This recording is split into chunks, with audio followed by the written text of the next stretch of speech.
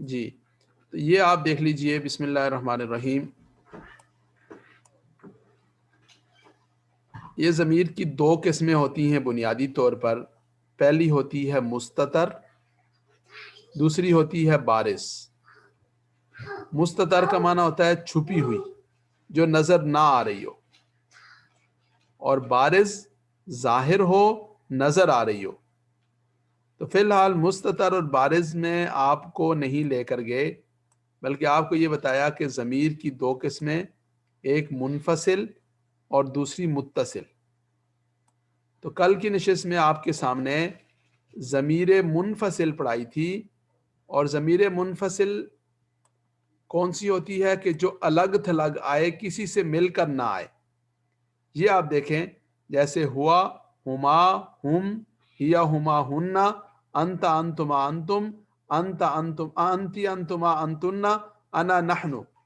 یہ ساری کی ساری ضمیر مرفوع منفصل ہے.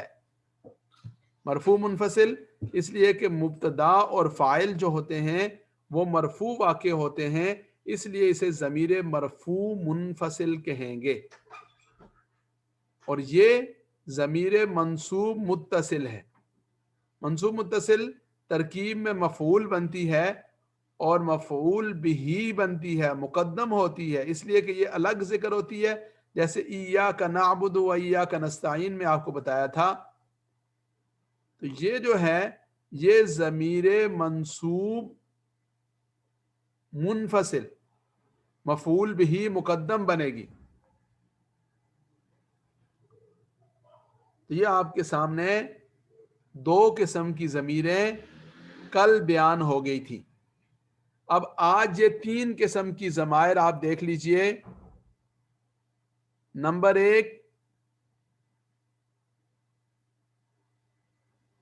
یہ دیکھیں، یہ ضمیر ہے، اس کے ساتھ مل کر آئے گی، اس کو مرفوع متصل کہتے ہیں. یہ دیکھیں مرفوع متصل، یہ فعل ماضی کی ضمیر ہے.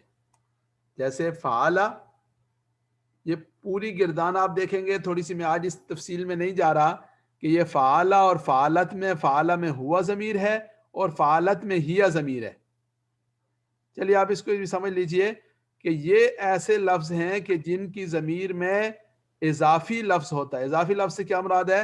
یعنی فعلا کے اندر ہوا ہوتا ہے، فعلت کے اندر ہیا ہوتا ہے. تو یہ جو ہوا اور ہیا ہے، یہ چونکہ یہاں پر ہیں نہیں، نظر نہیں آ رہی، اس کے اندر چھپے ہوئے ہیں. اسی طرح یا فالو، تفالو، افالو، نفالو میں جو لفظ، جو صیغہ جس کے لیے ہے، یا فالو غائب کے لیے ہے تو اس کے اندر ہوا ہوگا، تفالو مخاطب کے لیے ہے تو انتا ہوگا. اسی طرح تفالو غائب کے لیے ہے، مؤنث کے لیے، تو اس کے اندر ہیا ہوگا، اور افعالو کے اندر انا ہوگا، نفعلو کے اندر نحنو ہوگا. یہ امر ہے تو امر کے اندر افعال کے اندر انتا ہوگا. تو یہ چھپی ہوئی ضمیریں ہیں. تو پہلی قسم ضمیر مرفوع متصل. ضمیر مرفوع متصل ماضی کا جب ہم فعل پڑھتے ہیں تو اس فعل کے اندر ہوتی ہے، یا تو چھپی ہوئی ہوگی یا ظاہر ہوگی. تو یہ پہلی قسم ہو گئی ضمیر مرفوع متصل. دوسری قسم یہ دیکھ لیجئے، یہ ہے منصوب. ضمیر منصوب متصل جو فعل کے ساتھ مل کر آتی ہے. جیسے عرفہ، اس نے اس کو پہچانا، ضربہ، اس نے اس کو مارا. تو ضربہ کے اندر ہوا ہے جس کا ترجمہ ہم اس کر رہے ہیں، اور دوسرا اس ہے جس کا ترجمہ ہم اس کر رہے ہیں. عرفہما، اس نے ان دونوں کو پہچانا. عرفہم، اس نے ان سب کو پہچانا. تو یہ ہما، ہم کل بھی آپ کے سامنے آیا تھا اور ابھی آج بھی دوبارہ آپ کے سامنے آئے گا. یہ دیکھیں، یہ ضمیر ہے جو ملی ہوئی آتی ہے. یہ دیکھیں، ہما، ہم ملی ہوئی آتی ہے، اور یہ والی جو ہے یہ جدا جدا ہو کر آتی ہے. یہ اوپر غلطی سے المتصل اور المنفصل لکھا گیا، حالانکہ اصولی طور پر یہ منفصل ہے اور یہ متصل ہے. تو دوسری قسم ہوئی اس ضمیر کی جو فعل کے ساتھ مل کر آئے گی اور مفعول بنے گی. پہلی قسم ہے فعل کے ساتھ مل کر آئے گی اور فاعل بنے گی، یہ والی. نمبر 2 فعل کے ساتھ مل کر آئے گی اور مفعول بنے گی، یہ دیکھیں. اور نمبر 3 یہ دونوں ایک جیسی ہیں، یہ مجرور کہلاتی ہیں. مجرور کی 2 صورتیں. نمبر 1 مضاف کے ساتھ مل کر آتی ہے اور مضاف الیہ بنتی ہے. آپ کو بتایا تھا کہ مضاف الیہ کیا ہوتا ہے؟ جس میں ایک چیز کی نسبت دوسری چیز کی طرف کی جائے، جیسے قلم ہو اس کا قلم، بیت ہو اس کا گھر، کتاب ہو اس کی کتاب. تو کا کے کی کو جس کے اندر آئے وہ مضاف الیہ ہوتا ہے. اردو میں بھی اس کو مضاف الیہ کہتے ہیں اور عربی کے اندر بھی وہ مضاف الیہ ہوتا ہے. اور یہ دوسرا ہے کہ جس ضمیر تو وہی ہوگی لیکن اس کے ساتھ ان آئے گا، انہو، انہما، انہم.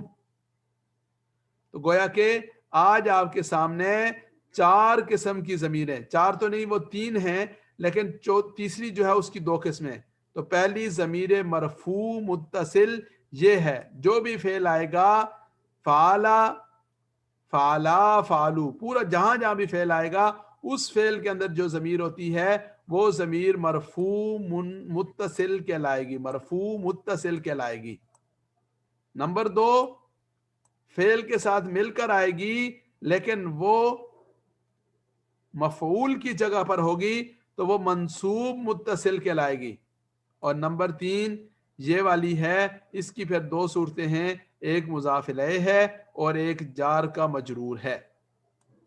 اس کو میں دوبارہ آپ کے سامنے ذکر کروں گا، لیکن پہلے آپ یہ دیکھ لیجئے کہ کل آپ کے سامنے یہ بات آئی تھی کہ جو منفصل ضمیر ہے یعنی جو الگ ہو کر آتی ہے وہ یہ ہے، ہوا، ہما، ہم، ہیا، ہما، ہننا، انت، انتما، انتم، انتی، انتما، انتنا، انا، نحن. کل آپ کو ہاتھ کے اشارے سے سمجھایا تھا کہ یہ ضمائر کیسی ہوتی ہیں. یہ اس کی دوسری شیپ ہے، یہ اس کی دوسری شیپ ہے. کل آپ کو یہ سمجھایا کہ یہ فرسٹ پرسن یعنی متکلم کے لیے یہ 2 لفظ ہیں، سیکنڈ پرسن یعنی مخاطب کے لیے یہ 6 ہیں، اور تھرڈ پرسن یعنی غائب کے لیے یہ 6 ہیں. 6 کیسے ہیں؟ 3 مذکر کے، 3 مؤنث کے، 3 مذکر کے، 3 مؤنث کے. تو 6 6 12 اور یہ 2 14 ہو گئے. پھر اس میں واحد، تثنیہ، جمع. تو نمبر 1 تھرڈ پرسن، نمبر 2 مذکر مؤنث، نمبر 3 واحد، تثنیہ، جمع، سنگولر، پلورل اور ڈیول. جو تثنیہ کے لیے آتا ہے ڈبل جو ہوتا ہے وہ. تو یہ 3 قسم کی ضمیریں ہو گئیں، واحد، تثنیہ اور جمع. اسی طرح یہاں پر آ کر یہ ضمیر ہے متصل یعنی جو مل کر آتی ہے، متصل ملی ہوئی، منفصل الگ ہوئی. یہ ہو، ہما، ہم، ہا، ہما، ہننا، کا، کما، کم، کی، کما، کننا، یہ نا، یہ مل کر آئے گی. جیسے یہ دیکھیں یہاں پر یہ مل کر آ رہی ہے، ہو، ہما، ہم، ہا، ہما، ہننا. تو یہ ضمیر منصوب متصل ہے، یہ مل کر آ رہی ہے لیکن فاعل بن رہی ہے تو یہ مرفوع متصل ہے. یہ دونوں مل کر آ رہی ہیں، ایک میں مضاف الیہ اور ایک میں مجرور بن رہی ہے تو دونوں مجرور متصل ہیں.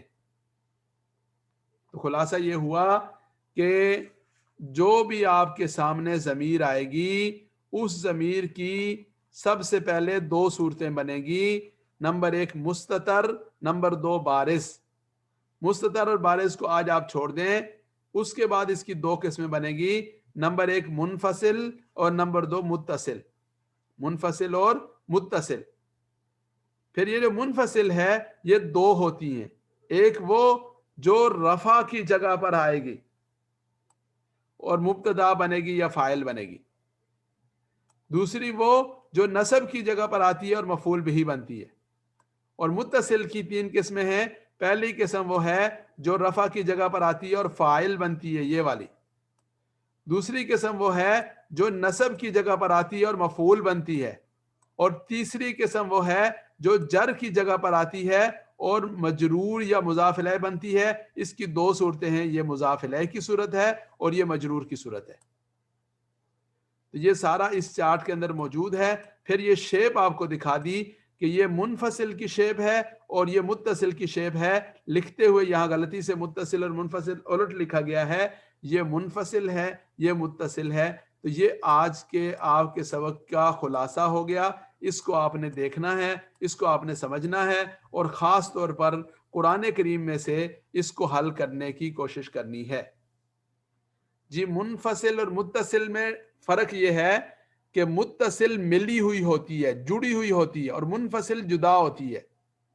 تو جو جڑی ہوئی آئے گی یعنی کسی دوسرے فعل کے ساتھ، حرف جر کے ساتھ، مضاف کے ساتھ مل کر آئے گی، اتصال سے متصل ہے، وہ متصل کہلائے گی. اور انفصال سے منفصل ہے، جدا ہونا، تو جو جدا ہو کر آئے گی وہ منفصل کہلائے گی. ضمیر پروناؤن کو کہتے ہیں. انگلش میں جو پروناؤن ہے وہ ضمیر ہے. جو متصل آئے گا، جڑا ہوا آئے گا، تو وہ متصل کہلائے گا، اور جو جدا آئے گا وہ منفصل کہلائے گا. اب اگر کوئی بھائی کل کے سبق میں نہیں تھے تو وہ کل والا سبق پہلے دیکھ لیں گے تو آج والا سبق ان کو سمجھ آ جائے گا.